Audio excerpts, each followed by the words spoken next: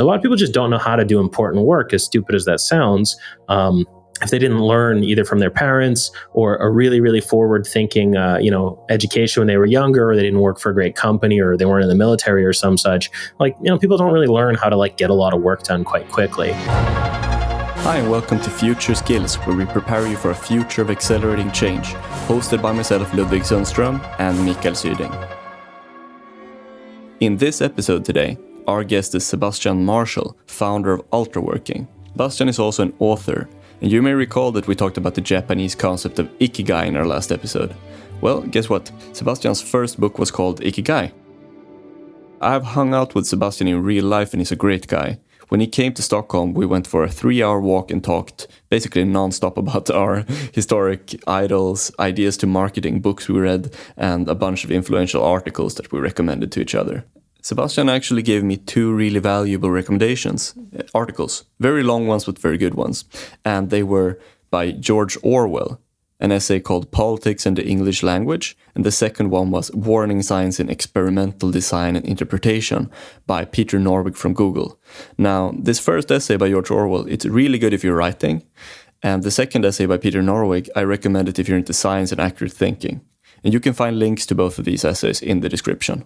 In this expert episode with Sebastian, here's what you will learn.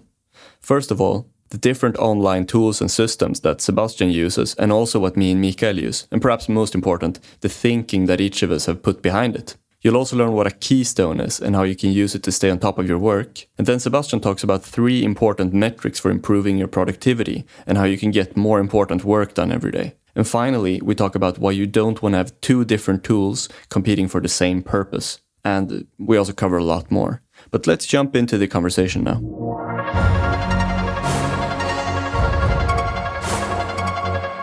Thanks for joining us, Sebastian. Hey, thank you. I think this concept is excellent at Future Skills. It's something everyone needs. And hey, I'm thinking we're going to deliver a blockbuster episode today to the people out there listening. Sure hope so. I remember when you were visiting us in Stockholm like a couple of months ago. That was pretty interesting. And then you stayed with Airbnb, and then we hung out for a couple of days. And that was the first time I met you in real life. And I think I got a really good impression of you. Like the way that you are pretty much kind of in the real world, very much the way you present yourself online. And that's kind of unusual. Well, thank you. And the feeling's 100% mutual. Something that I really like and that I look for in anything that I try to learn or anyone I try to connect with is do they really value truth? Do they really care about what's true, even if it's inconvenient or unpleasant sometimes, even if it's counterintuitive?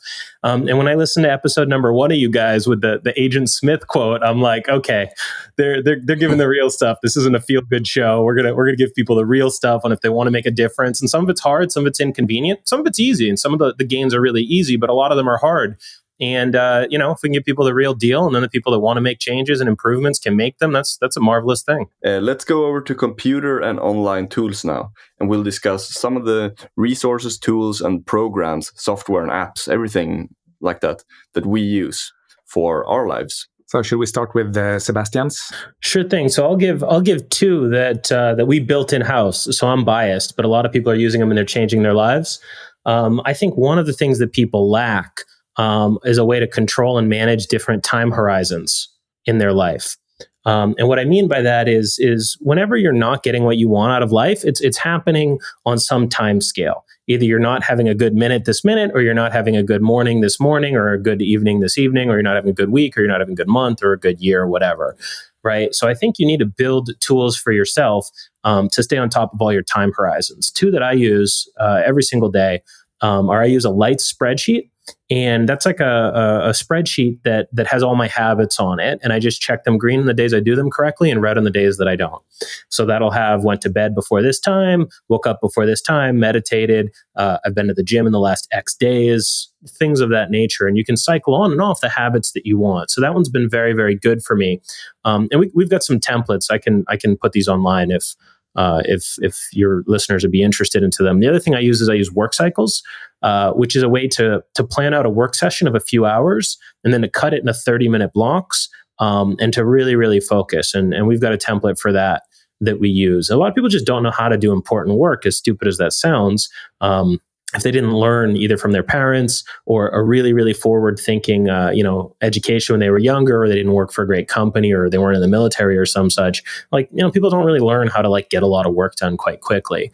So I've got a spreadsheet for that I kind of break down what I'm going to do in a few hours, and then I just run it.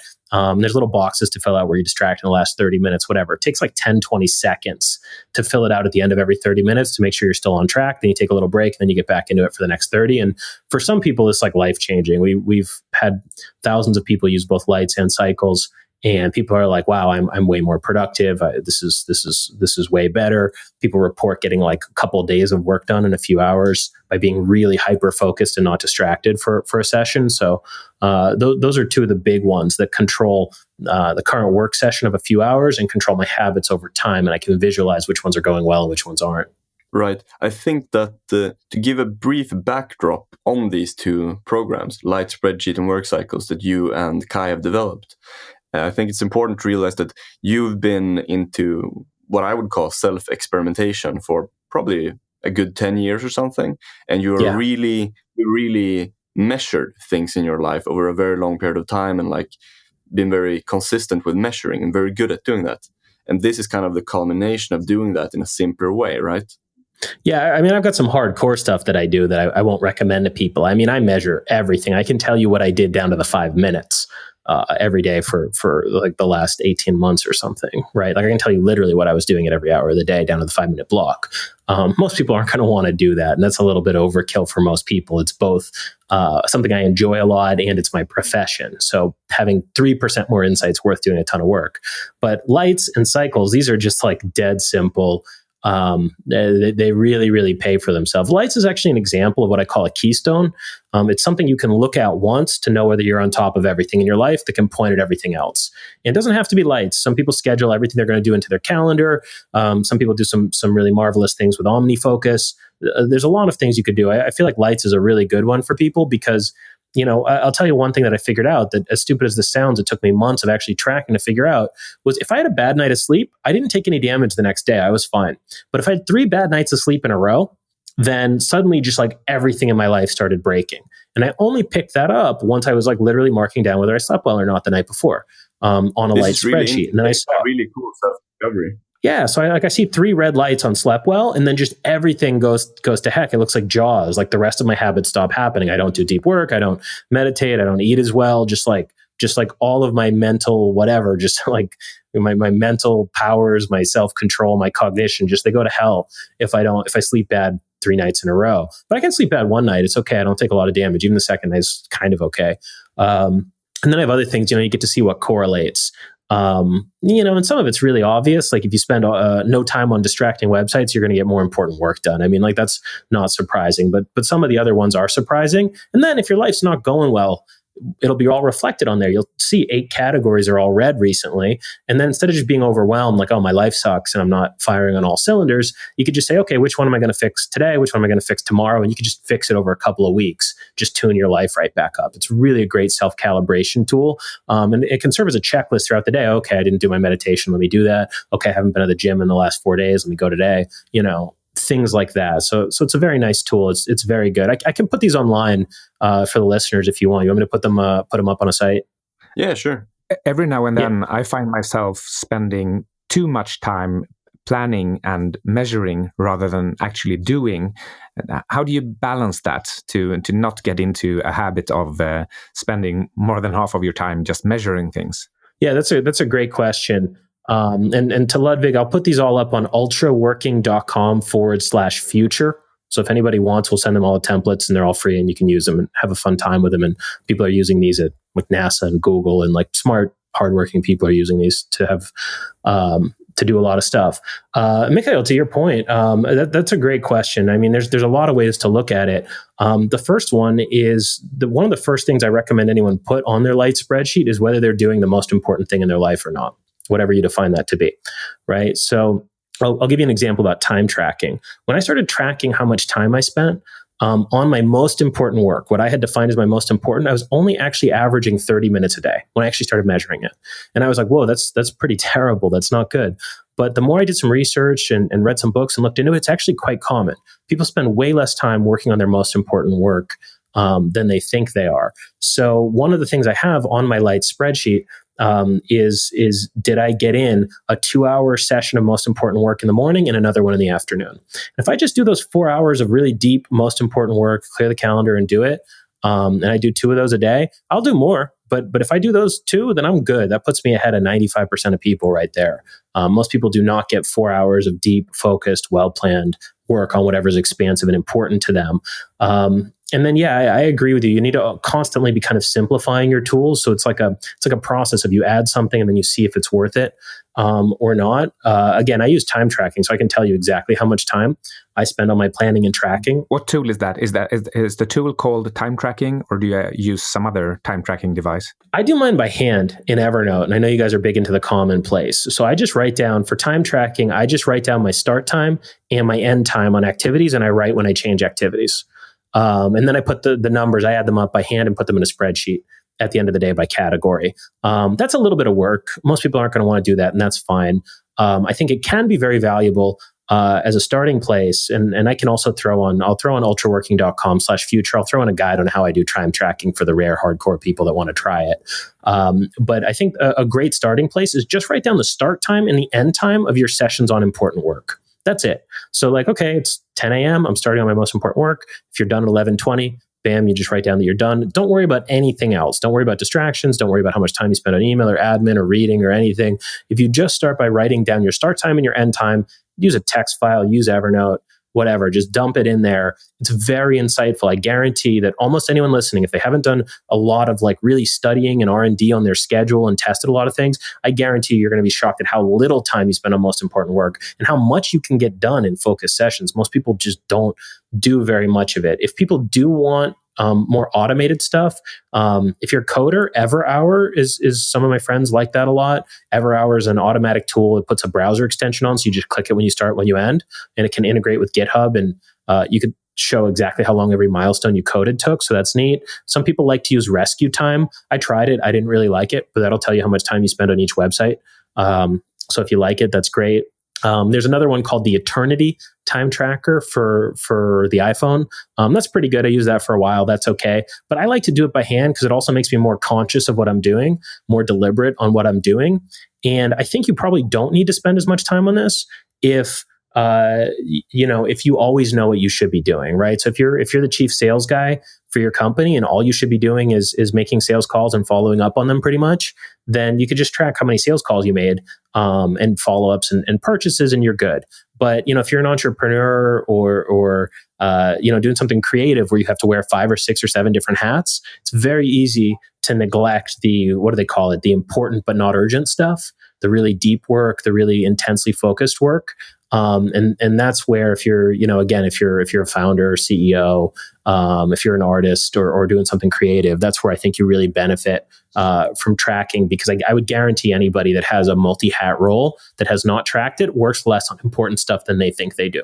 Yeah, I think the key point to hammer in there is that time tracking or time logging, it's like, unless you do it, you're probably not going to realize the full extent of your self-delusion because it's just so psychologically powerful. Yes, that's true, definitely. I use rescue time, and the reason I use it is because I want it to be as uninvasive as possible, that I don't want to think about tracking or gauging or writing things down in that way, because then I get obsessed with measuring and just getting an update every week that says you spent that much time on distractions or this much on creating and writing. That's enough of feedback for me to know every week that all right, I'm more or less on track here. Yeah, I use rescue time too, and I think one really important thing to realize when you start using rescue time is that you have to calibrate it. You have to go into the website, the rescue time website, and then you have to take all the different activities that you have there, and then you have to categorize them. Otherwise, the program is going to use a standard format of categorizing, and that might be wrong for you. So if you want it to be as accurate as possible so that you can see how you're actually spending your time without any self-delusion, then you have to categorize it first on the website. But then it works like clockwork. For me, I still use rescue time, but I haven't I haven't felt like I learned much from it lately, because I think I got most of the gains from using it over the first maybe 2 months or something. And then I think I changed my habits a lot after that. So it's really good. Yeah, it's the same for me. I just notice the email. I don't even notice it every week, but every now and then I just glance on it and make sure that I'm more or less okay. One thing related to that, if you find yourself, anybody, spending too much time on a site they don't like, there's a great app for Mac called Self-Control, where you can block access to any website you want. And it's, if you really want to turn it off, you can figure out how to do it, but it makes it quite hard to. So you can go in there and say, I'm spending too much time on Facebook or Reddit. You can add it to your blacklist, and then you're unable to access those websites for a defined part of time. And you can actually even edit the settings to block up to 30 days. So if I find myself going from a website that could be, useful and productive, maybe I'm on Hacker News trying to learn the latest trends and what's going on in tech, but then I find myself spending too much time on there, I can throw it on the block list for a little while. And that's been pretty good for me. Okay. Good tip. I recently heard about an app called Space, I think. It's it doesn't block you from going onto your social media sites, but it tracks your behavior. So if it feels that you're binging, if you keep logging into your Twitter account or checking your Twitter, then it adds more and more time lags.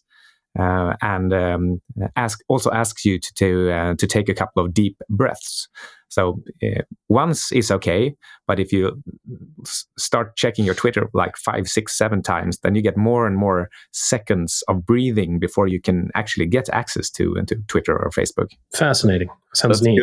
Because then you have enough time to like make a conscious decision instead of just being reactive. Yeah. I want to go over to Evernote, which we discussed before. Evernote is the software that I use for my commonplacing, and I use it both on my computer and on my phone. And this program, I think almost everyone should use. It's a little bit of a learning curve in the beginning, but once you learn how to make a system that organizes your thinking in a fluent way, so that you basically just have an idea and then you file it like in a drawer, then you can really scale your thinking in a way that's extremely powerful when it comes to creative projects, research, and also writing in general, or content creation. But it's also good for just categorizing your life, or rather organizing your life, to get a big picture view of it, so that you can work on different parts of it, like compartments. And I really like that. And then I also like their phone app, which is, I don't know, it's just really simple and really good, and they allow you to make a lot of customizations so that you can easily find what you want and make shortcuts for it. So yeah, Evernote's a big recommendation. Mikael used it too. Do you use it, Sebastian? Oh yeah, I'm all about the Evernote. It's a great one. What do you do in it except for the time login sometimes? So I have so primarily I keep my time logs in there, and then I have a general notebook called just Cabinet, where I just put everything unsorted in there, and then I will create other separate file categories as needed. My co-founder Kai and I, we use Google Drive a lot, which actually has gotten a lot better. It's very powerful for our company stuff. So these days, a lot of my creative things live in meeting agendas and live in Google Drive. So these days, my Evernote, mostly the Cabinet, just captures ideas and then goes on to, if it's like task-based, it'll go on to my to-do list. A little bit later, I've got a couple different to-do lists that I keep in a task app. And then my business related stuff will go into the relevant files on Google Drive. Google Drive is like not friendly unless you set it up and really think through it. But if you do think it up, we've got, a category for marketing, we've got a category for hiring in there, and we use it like probably how you're using Evernote notebooks. In the past, I would create just specific notebooks for whatever I needed. And like you said, you could put research in there, you could put whatever else. I also used to really like Evernote Web Clipper, where you could just take anything off the internet and put it in there. Though These days I use the app Pocket, which I like the reading experience on a little bit better. I use Pocket to clip things off of websites and put them into Pocket. And that's just changed how I read blogs. I go on a blog, I skim it. If I'm not going to read it right away, I just hit the send a Pocket button. It's got an extension. And I really like Pocket because it has both a desktop version and a iPhone version. So I can read articles on the go on the iPhone. And then if I want to cite them for a piece of writing or for something I'm doing later, I can open up the desktop version. So I really, really like Pocket a lot. And that replaced my old Web Clipper. function. I really like Pocket because the reading experience is really nice. It's just, they just got it just right. It's like one of those apps that's a joy to use. So I want to get both of your opinions on the psychological element of using one versus many technological tools. So on one hand side, if you have one tool that you use for almost everything, which you could do with Evernote. I don't do it, but you could do it. And then it's like you build your master system. But on the other hand side, you're not compartmentalizing enough. And I think if you start to commit too much and do too many things with one tool, not only are you like slowly edging towards less efficiency because the tool wasn't made for maybe those purposes, but you want to add them just because you like it so much or because you've already committed so much. And then on the other hand side, if you take the approach of using like a multi-pronged approach where you have like 10 tools, one for each specific thing, what do you think about this? Yeah, it's tricky, right? I used to be like, don't use that many tools. That was my thing, to not get overwhelmed and to get things in different places. I think the biggest rule here is you don't want to have two tools compete for the same function. And what I mean by that is if you put some stuff in your Evernote and some stuff on your to-do list, then you don't know where it is, and neither of them is complete. So, I don't mind having Pocket. All my blog articles are on there, and then I got the Kindle app for reading books, right? Like I know where all that is. I think people get in trouble when things could be in multiple places. So I think that's an important one is if you have a function of like, okay, I need to follow up with people, where does that go? You need one place for it. That could be Evernote, that could be OmniFocus, that could be a piece of paper that you write out every lingering to do on that you just look at every day. But you got to pick one.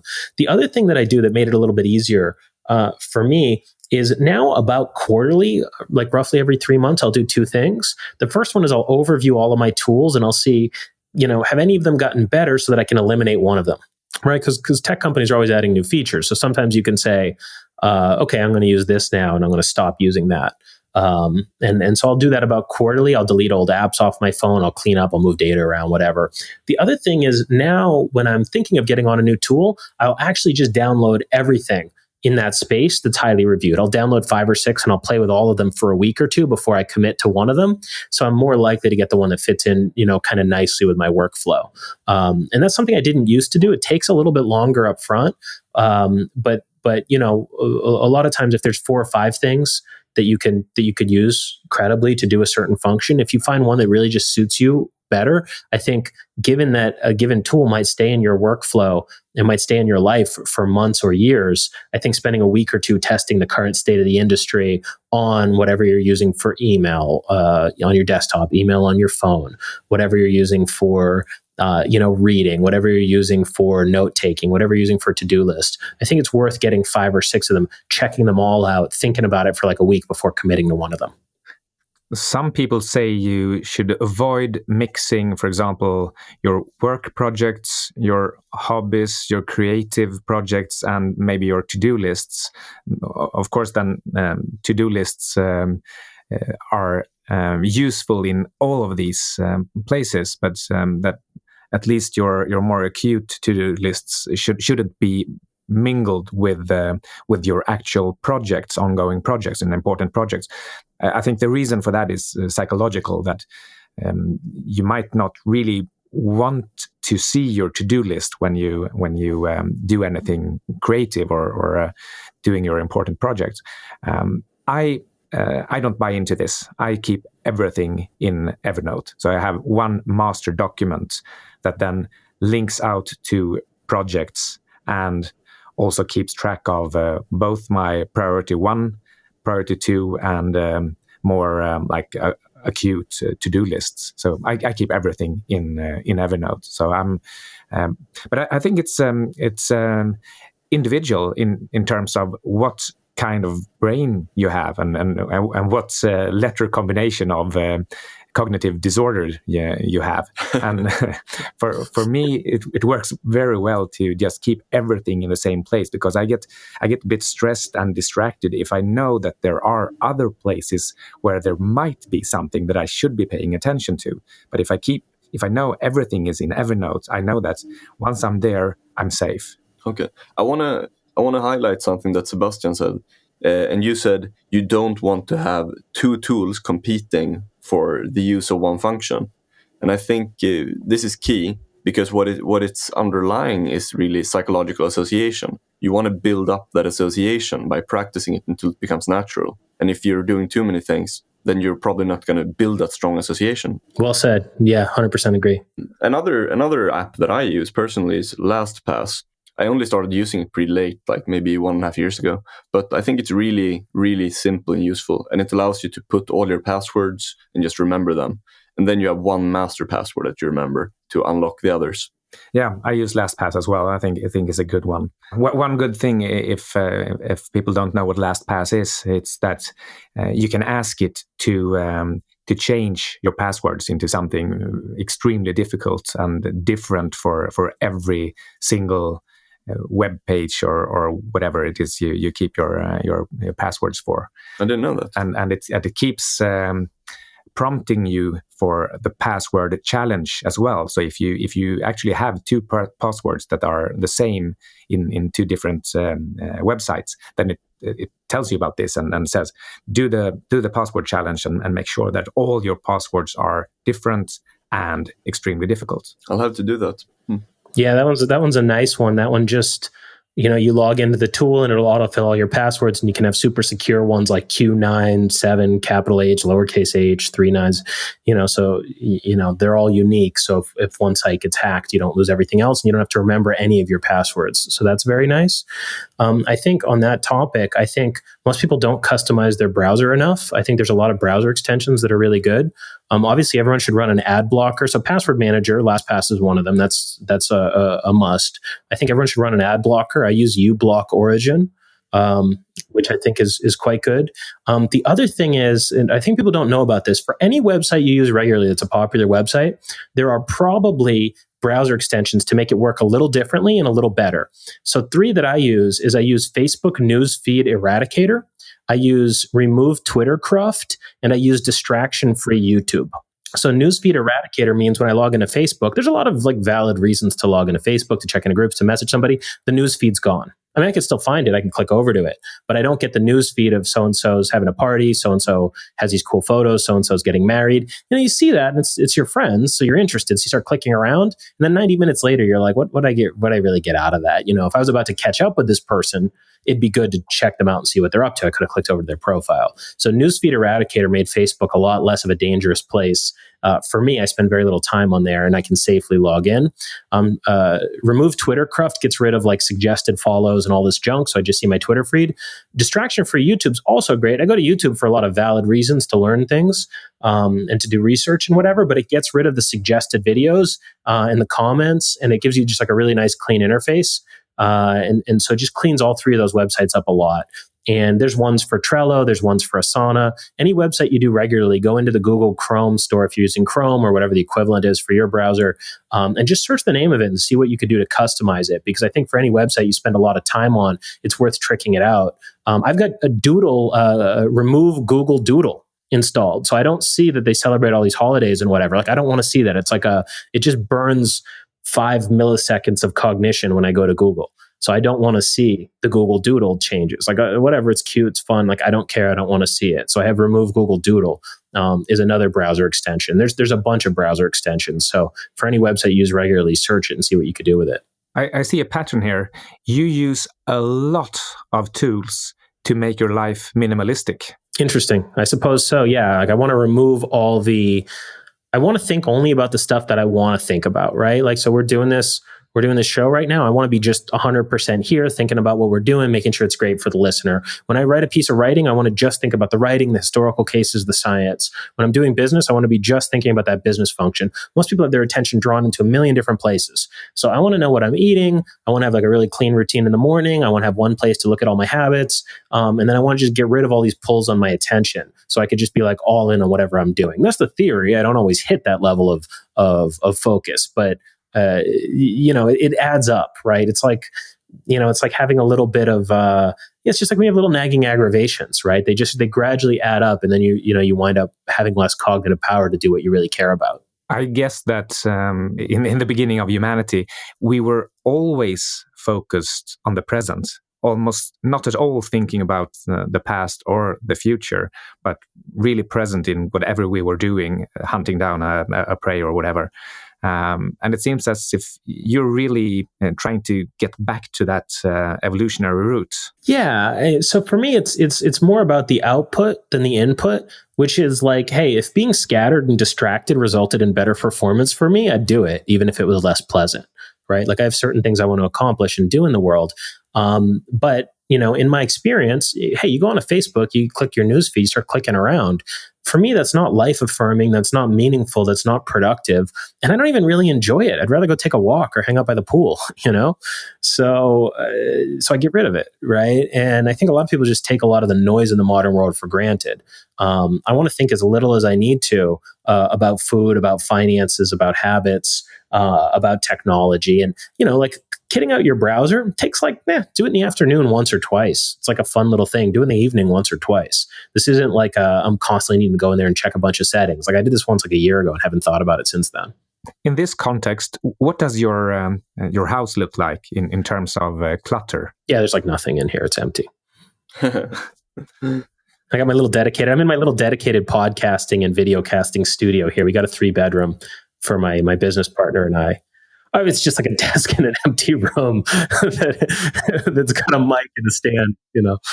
You must have gone through like a ton of different equipment. What have you done with it? Where is it now? I sell or throw stuff away. I give stuff away a lot, right? I give stuff away a lot. On the equipment note, I try to stay down to one backpack worth of stuff with all my clothing on it. So that I can just like literally pack everything up and go. And like kitchen stuff, my co-founder Kai and I, we talk about different tiers of infrastructure. There's like the tier 1 stuff that you always need to have with you. That's your clothing, your computer, your passport, your wallet, whatever. Then there's like the tier 2 stuff, which you can pack with you as you travel, but it's a little inconvenient. And then like tier 3 infrastructure is like a pressure cooker and nice kitchen knives and things like that you can only have if you're well established in a location. So, thinking about it in terms of tiers a little bit and having like extremely lightweight and not much stuff in that tier 1 or 2 luxurious tier 2 things. And then when you get settled down, then getting some tier 3 things, is kind of how we go about it. So can you give an example of like what's a tier 3 thing, for example? If tier 1 is backpack and computer and the essentials, what's a tier 3 thing? Yeah, it's things that aren't very portable. That you need to be quite stationary. Obviously, getting a really nice bed. You spend a lot of time in bed. It doesn't have to be fancy, but it should just get the job done. The pressure cookers we mentioned when we talked about nutrition stuff. One that's really cool. And again, Kai got me onto this, was an essential oil diffuser. Have either of you tried this? No. Oh, this thing is great. So it's like $25. And like whatever, all the brands are similar. You fill it up with a little bit of water. And what it does is there's this little tiny thing in the bottom of it that spins really fast. So it generates a very, very little tiny bit of steam. And you put essential oils in it. And it will just fill a room with a certain type of scent. Right. And essential oils are like $15 for a set of like 6 or 7 of them. And that'll last you months. Right. So I like to put tea tree oil or pine oil or frankincense on in the morning after waking. And I like to put lavender on at night. I've actually got one in the main room in the kitchen. And then I've got another one in my bedroom, essential oil diffusers. And so, scent is very powerful, right, of a sense, but it's the one we probably neglect the most. And, like you walk in a coffee shop and like it smells like coffee. And if you're used to working coffee shops, you're like, okay, I'm about to get to work. Some sort of brain association is going on there. I don't know exactly what it is, but I do know like that's really interesting because that's the olfactory sense and it bypasses the conscious part of the brain. It goes straight into the brain. Smell is a sense completely unlike any other in the brain. So yeah, that's really interesting. Yeah. So I do that and I put the lavender on when I go to sleep. Some people think lavender helps you sleep better. I don't know. But I'm like, okay, it's bedtime. So I turn that on at night.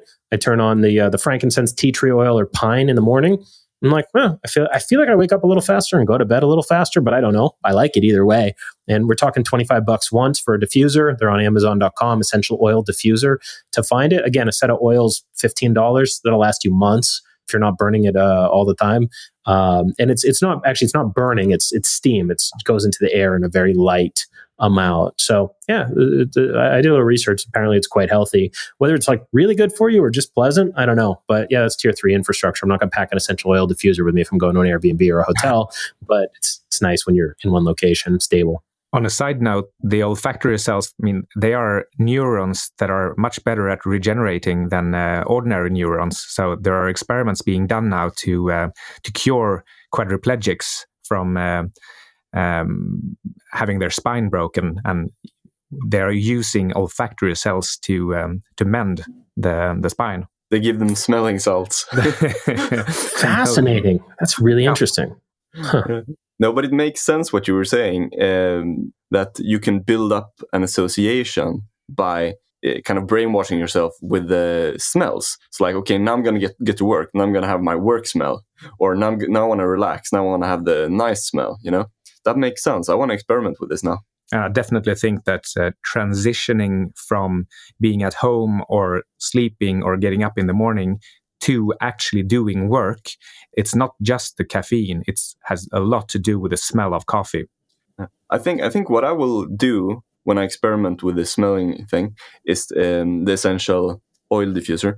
What I'll do is I will see if I can use it to break my day in two, so that after working, then I want my brain to quickly shift into like relax and recover mode. And that can be hard for me, and I can just obsess over stuff, even though it's actually smarter for me to just relax and let myself recover and have ideas and so forth. Because a lot of good ideas come when you're relaxing, if you worked hard first. Like, you don't want to burn yourself out and just work all the time. So yeah, that's how I will use it, to see if I can make that transition more smooth. Cool. I think one thing we haven't talked about that I really would like to get out there in terms of gear is the Kindle Paperwhite. There are a lot of different e-readers for reading books, and for me, books is maybe the most important thing in life. And I use the Amazon Kindle Paperwhite, not anything fancy with colors or moving pictures or anything. This is the true electrical ink version, which is just black and white. It's slow. I mean, it is a touchscreen, but it's extremely slow. So it's just meant for reading, and the battery actually lasts for several weeks. So it's really a good substitute for books. And if I'm on vacation, I can download a book at the beach using a very weak Wi-Fi link from the hotel in just a matter of seconds. And I can actually browse Amazon's list of books from the Kindle Paperwhite. Yet again, very slowly, but it works. And I can just find a book, download it, and keep reading if that's what I want to do. Yeah, that's marvelous. I had a Kindle. My Kindle eventually, after a few years, gave out. I should probably get a new one because I haven't gotten around to that. The Kindle app on iPhone is also quite good. I like that because I just have my books on my phone all the time. So if I'm in a taxi, or if I just have some spare time, I just pull that out. I like Audible too for audiobooks. I've been subscribed to Audible for a number of years. You pay like $15 a month and you get an audiobook for it. And that's been marvelous for me. So I try to always have audiobooks or a podcast on when I'm walking around. And I use the native Mac Podcasts app. I think it's gotten better. So I'll be loading up my future skills on there. But yeah, I like to always have the Kindle app, the Audible app, and the Podcasts app loaded up with whatever's relevant to me right now that I want to be learning or enjoying if I'm going through just a historical book without a specific instrumental purpose. But I like to always just have learning around to do, especially just headphones, audiobook. It's great. You're standing in line at the airport, customs, your grocery shopping, whatever. You can just be learning something. All the most effective people I know listen to audiobooks a lot or podcasts, and most of the general population doesn't. That's a huge one that I think really is critical. Yeah, I've got a big dog, so I'm out walking 3 hours a day, and I always listen to podcasts. One of my favorite podcasts is the Brain Science podcast with Dr. Ginger Campbell. And one of the things that she keeps returning to is that the brain was made for walking. And if you're walking, if you're moving, if you're analyzing motion, then the brain fires up, which means that when you're actually moving around, you're better at learning. So listening to, for example, scientific podcasts while walking around, that's one of the absolute best ways to stimulate the brain. So you guys have a lot of different tools here that you want to share. I don't have so many. So I want to go through my 4, and then you guys can just throw it out there. Yeah, okay. So my 4 tools that I want to recommend are, first of all, a whiteboard, preferably 2 if you have a home and an office. And then you keep a big whiteboard right by your office just to like sketch out your thoughts anytime you want, or write down your goals, or write down some motivating quote, or write down the top 3 things of the week, whatever system you want to do. A whiteboard is great and it's cheap. I love it that Sebastian has an eradicate Facebook tool and you have a whiteboard. I have a whiteboard too. We have a whiteboard. It's one of the few pieces of furniture we have. We got a whiteboard. So yeah, I recommend everyone to get a whiteboard, and then I'll recommend people to get an almanac or like a big calendar. An almanac's the wrong word. Calendar is the right word. And this goes back to the second episode of Future Skills that we recorded about how to double your creativity by measuring your mood. Now, like I said in that episode, results are not guaranteed. Everyone's not going to double your creativity by doing it, but a lot of people probably can do by just buying a calendar and then writing up for every day where you have more energy than usual, more creativity than usual, or significantly better mood. And then you write down for days when you are really bad. And by doing this, like, you don't want to measure the normal days. Normal days are normal days, most days. You want to measure the down days and the up days, and then the extreme outliers to see if you can find a pattern. Maybe you can, maybe you can't. But if you can do it, then you can become much, much more effective by finding how to just clear your schedule for those up days and work really hard on them. So yeah, get a calendar and do that. And then third thing, I would recommend multicolor pencils. I always use them. You can hear it here. I always have these. Please don't. Sorry. No, I always have these. And I think the reason you want to have multicolor pencil is because if you can teach yourself some simple color code that you associate different sort of information with different colors, then it's so much easier for you to skim notes. And you can save notes and you can skim them very fast. So if you have like 10 notes on your desk or that you've saved, and then you just write a ton of stuff on them, then if you only use one color, then you're going to have to like go through that, and it's going to take you a long time. And then if you have color codes, then you'll immediately find the information that you're looking for. So that's really useful and very helpful to learn early in life, color coding. And then the fourth thing is a book summary book. Just a manual, just a physical book that's empty with blank pages. And then you write down some brief summary after you finish reading a book or listening to an audiobook. So those are the 4 things that I recommend. Yeah. Do you have anything particular that you want to add here, Sebastian, in terms of tools? I see you have quite a good list. Sure. So I'm 100% with the multicolor. I recommend you think through a little bit periodically what your colors mean. I use 4 colors of pens with notebooks. Black and blue for me means I don't have to look at that. That's kind of scratch. Blue I usually write to-dos on, and then black are notes around it, and I cross them off. Green are like ideas that I want to stay with that are maybe more permanent, and red is like pay attention to this. So I can just skim through my notebooks and ignore everything that's black or blue. I can reread it if I want to understand what was going on, but it's not important. Green and red I pay attention to. I think everybody should carry a water bottle around with them, and I think ones that fold up, very small are great. The brand that I use is called Vapor, VAPUR, $10. And it like folds down to nothing. It's got a little clip on it. You can clip on a backpacks or whatever. I just drink a ton more water, and I always drink a lot of water anyways, but I used to buy bottled water if I forget or whatever. So now I just always fill this up. It's great. I think everybody should invest in a good backpack, and get something that's friendly for laptops. I use one called GoRuck.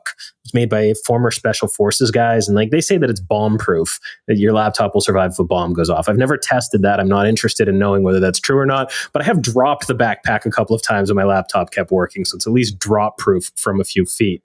And then the other thing is, I'm sure you guys are on this. The foam roller is good. It's not voodoo. You can really work yourself out. The one I like for travel that works pretty good, there's a Farmedoc, PHARMEDOC roller stick.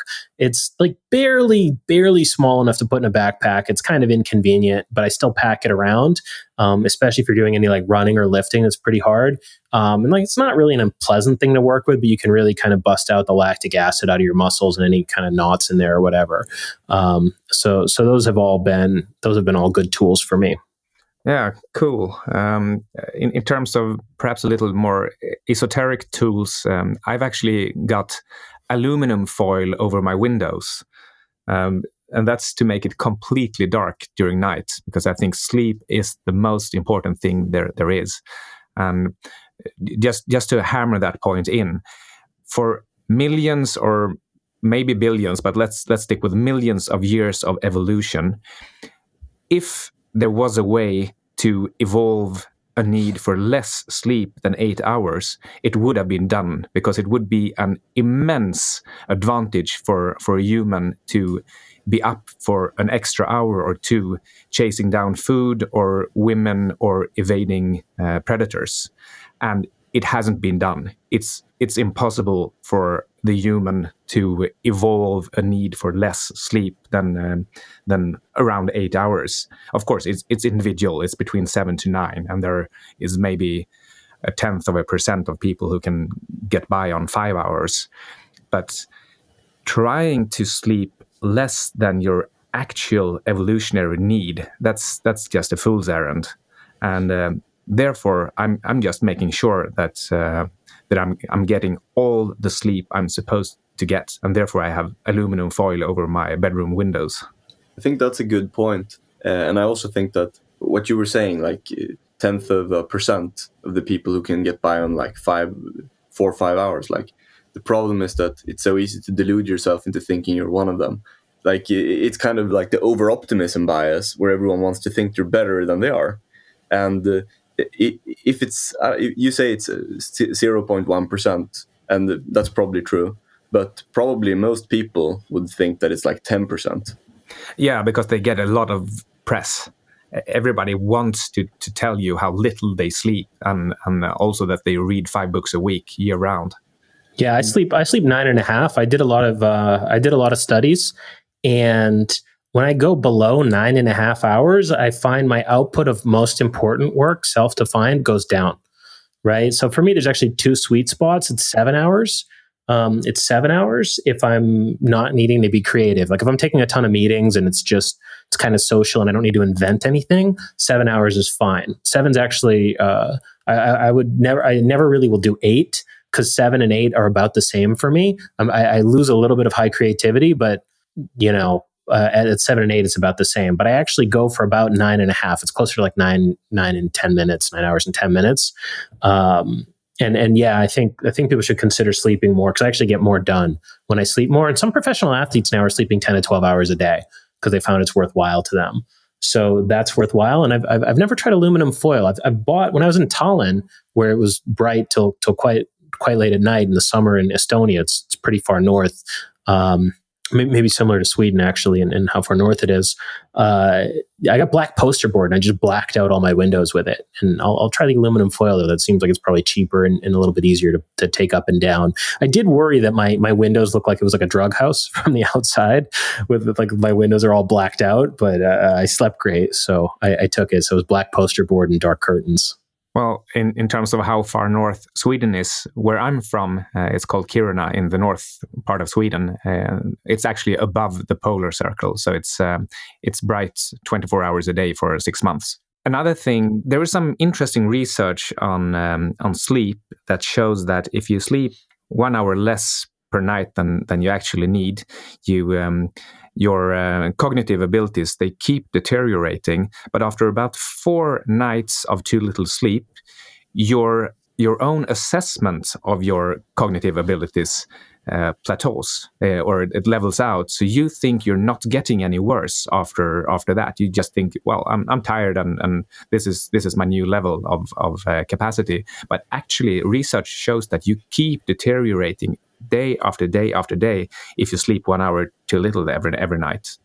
So that's something to keep in mind if you are one of the people just sleeping too little every night. You might think that you have leveled out, and it's not too bad. Just keep going that way, but actually it is. It's just your own assessment of it that has also gone through the floor.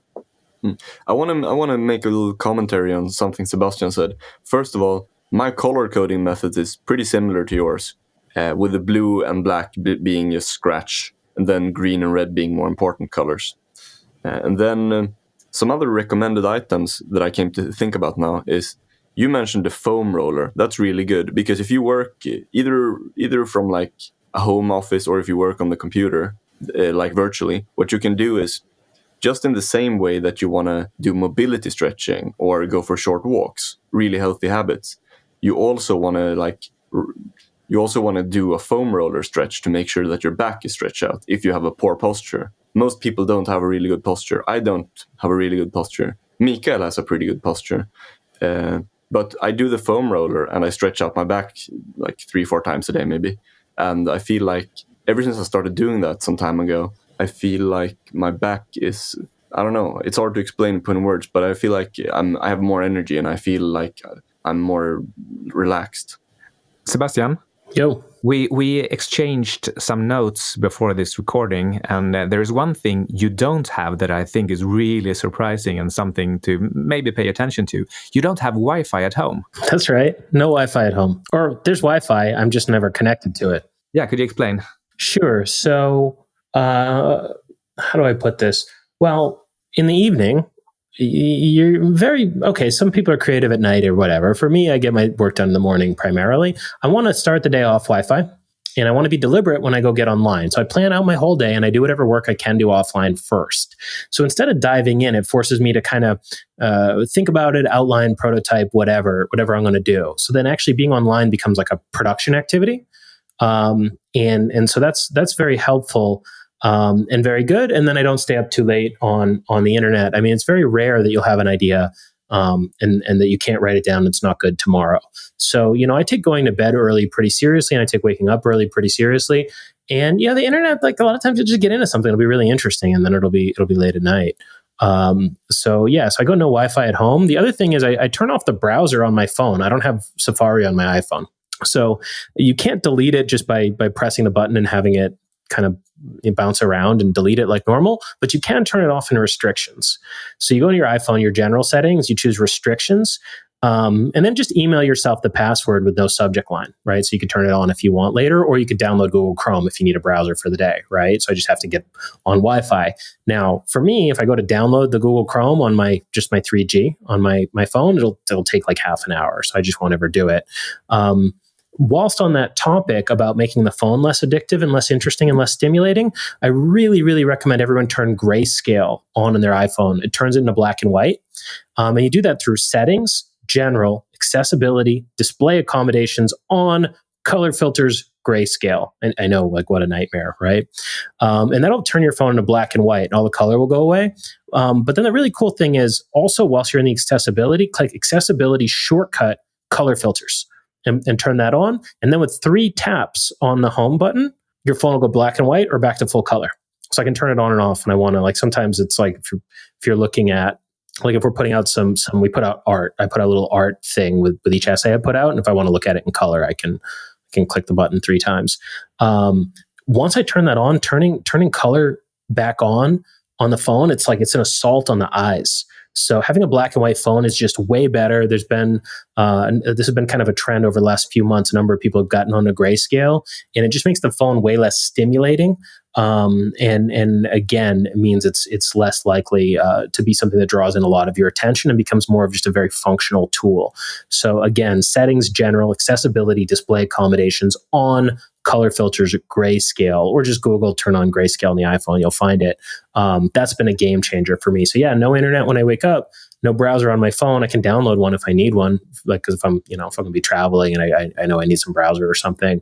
And then the phone on grayscale, all of that is just less addictive internet in my life. I think that's really good advice for, I guess you could say, knowledge workers, myself included. But I have one question. Well, first of all, I think it makes sense what you're saying. It makes sense that it's less stimulating and it becomes more functional when you do it like this with the grayscale, because it's like from psychology, the availability bias. The more available something is, the more you'll notice it, even though it's not important. So I think that makes sense. But if you compare this to something like Twilight, which is an app on Android that I have, and what it does is that it makes your screen more, with the sunlight, it becomes less blue and more red. Yeah, exactly. It's like the smartphone application version of the famous software Flux on computer. And we should have recommended Flux before. It's really good. and it's free. But yeah, so what's the difference between this one, Flux or Twilight, and the Grayscale? So Grayscale just wipes out all color. As far as I know, Flux eliminates blue. And I don't know enough about the computer hex colors, but I think it's based on 3 of them. I think it's blue and red and maybe yellow or some such, and all other colors are some permeation of them. I don't know exactly. Grayscale, just exactly what it sounds like, turns your phone black and white. So it kills the blue light, but it also kills red and yellow. So you just have a black and white phone after that. And it's more about psychological stimulation rather than signaling to the brain that it's day or night. So it's 2 different uses. That's right. Well, but I think it turns off blue light as well. So I think it would functionally do what Flux does as well. I'm not sure, but I think so. Yeah, probably. Hard to say actually, because the blue light might be a component of gray. It's hard to say exactly how they render the gray. True. I think it's great advice anyway. Yeah. Talking about stimulation, do you like Game of Thrones or House of Cards? I don't watch any TV shows. Yeah, that's what I was getting at. Good. I saw you had HBO Nordic in your things. You like the shows. You get something from it. Yeah, I do. I think it's my version of a campfire. And it's I don't really know if it's good or bad in the way I use it. But even though I don't have an ordinary job and I'm actually at home all day, I do not watch TV series all day or even binge watch.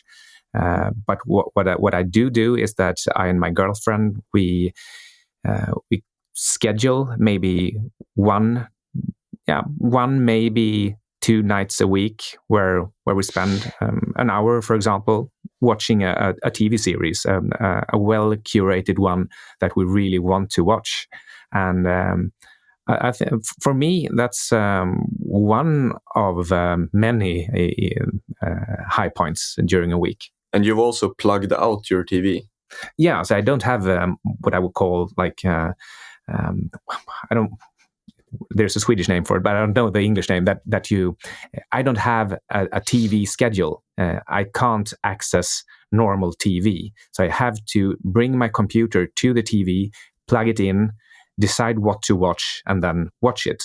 So I can't just sit down in front of the TV and turn it on because there's nothing there. See, I think that's great, and actually, now that you mention it, I think that's probably a perfectly healthy way to enjoy content is if you only did it with a loved one, or with something where it's not just constantly at your attention and calling to you. I think that's really great. I mean, some years ago, I had a girlfriend who was really like not the type of girl you would think would play video games. She was really not, she's very, classical and didn't like them, but I got her into Diablo 2 and we'd play games together and she was the only one I'd play games with. So I thought that was fine and that was good. I could see watching TV shows in the same way, or like I could have like a 3-day long Star Trek party or something where you invite a bunch of people over and have kind of a slumber party or something, I think that would be totally fine. I think for me, and it's also about knowing yourself, because for me, I get really into things. I mean, I get hardcore about anything I'm into, which is great when you want to master something and not great when you get into something that's addictive. So I think everybody needs to know themselves. Like I don't drink at all. I drink zero. And, some people can go out, they have a drink, they have 2 drinks sometimes, and they're totally fine. For me, if I start drinking, I'll drink a lot. And I haven't drank in, I don't know, it's maybe 10-ish years. So, it's all about kind of knowing yourself. And for me, I'll watch movies. I like movies, but movies end. Do you know what I mean? I'm also very careful about getting into books that have series attached to them, right? Like, like a fantasy series, like Game of Thrones. Actually, I'm very careful with books like that because I'll just get really into it. And I know myself. So I just try to avoid stuff I'll get really into that's not on mission for me, and instead try to get really into for a while biochemistry or math or improving as a writer or a particular historical era and things that will turn into output for me. And that's both what I want in life and it's what I can handle cognitively.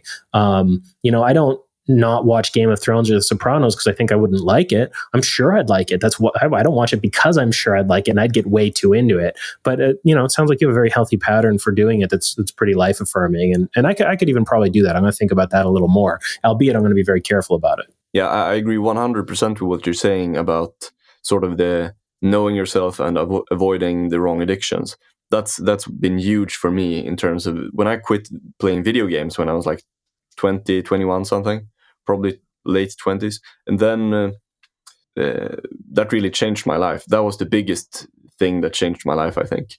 Because before I would just sit and play video games and I would have no motivation because I was just a dopamine addict and just, So in my opinion, the worst, I've tried a lot of drugs and the worst drug by far was video games for me. No joke. For a while, we actually had a morning routine where we had our coffee and then we brought the computer to the TV set and watched one or two book summaries on a YouTube channel called Fight Mediocrity, where they, use these whiteboard simulations and over 10 minutes explain the contents of one or other masterpiece or business book or things like that. It's very cool. This is cool. This has been a great show. We can go longer. We have more content. We're at the 90-minute mark. What do y'all think? There's one thing that I think is interesting because it's just so freaking weird, which is Mikael's map with pins. That's one thing. Other than that, what do you guys have? I think maybe we should try to do this another time, not too far into the future, if it's fine with you, Sebastian. But absolutely, I think we have a little too much left on our notes to do it justice. Okay. So yeah, I could comment on my map, but otherwise, I think maybe if Sebastian has one or two or three things that you really want to add to this episode. No, I mean we could go deep. Like we could talk about how we process content and do reading and what websites. And I put some stuff in here about like personal finance. When I saw you're following the financial news, I put like bank accounts and credit cards. But all that's at least a 20-minute. There's no reason to rapid fire that at people without contextualizing it. I don't think. I think we got a great show already. Yeah, we can skip the finance stuff. But I want to. I want Mikael to say the map with the pin thing because it's really weird and memorable. Well, I don't see it as weird. I just see it as just a normal thing to have at home. But I have a map which is made for putting pins into. So it's specifically made for that. You can buy it in good map stores, and it's basically just a world map, and then I got a lot of pins, and I put pins in wherever I visit, if it's a real visit. Just stopping by an airport or train station obviously does not count, so you have to be there for at least a couple of days and actually be in the location. And it's just a way for me to keep track of where I've been and also where I've not been. So whenever I feel the urge to travel or experience something new, or me and my girlfriend are trying to plan out some new things to experience, we look at the map and just see where haven't we been so far, or maybe which of all the places you have already been to is so interesting that you might want to bring me there as well. That's it. All right, then. In that case, I want to make a final conclusion here, like a concluding remark for the episode. And that's that I noticed one very specific pattern. For example, we all have very specific routines, all three of us, when it comes to how we schedule our time online. I really liked Sebastian's example of structuring the day in three ways, like offline mode, doing offline work, like planning the day, clearly having a to-do list before you sit down at the computer or use the internet. And then when you are online, you actually work. Like that's the second part. And then third, you go offline and you have your ritual to not use internet unless it's urgent in the night. I think that's a good routine. And I think things like this are really important because you have to put up like barriers before the bad stimulation so that you don't become addicted to it. You have to make it extra hard. Like Mikael's example with unplugging the television and then having to, not having access to the channels, but having to plug in his computer. And so he has to go through multiple steps before he can get that stupid reward. And That's a good tip for everyone, I think. I'm definitely with you on your comment on Sebastian's way of managing online offline time. I think that's something to strive for. And a final small tip is, if you have a smartphone, which you probably do, then put the social media notifications on the screen furthest away, or make it only searchable for, so that you can't just click it immediately on your first screen. That's a horrible way to kill your attention. Yeah, I don't even have any social media apps on my phone. I killed it. Same, eventually. And notifications off too, so it doesn't bling, you got a message about whatever. Yeah, that's really good stuff. Where should people go to get the show notes for this? We covered so many things. I'm sure people are in their gym or on their commute with like trying to take notes furiously, trying to remember all this stuff. Where should they go to get all this? Yeah, so the show notes are at our website, which is futureskillspodcast.com. And then if you're already on our newsletter, then you will receive a summary of the episode. That's great. As we usually do, a practical summary. So join the newsletter to get that. And what about you? Yeah, I'll put up the resources that we talked about in terms of spreadsheets. If you want to try some tracking lights, work cycles, I can put that up on ultraworking.com/future. So I'll put that up for everybody. So check that out. That's free, and it's some really useful stuff that I've been doing my light spreadsheet for. I'm closing in on 210 weeks, or 208 weeks, which is 4 years straight. Only missed a couple weeks in there when I had surgery. So people can check that out if they like. It's been a game changer for me. I don't keep things in my rotation that don't add a lot of value.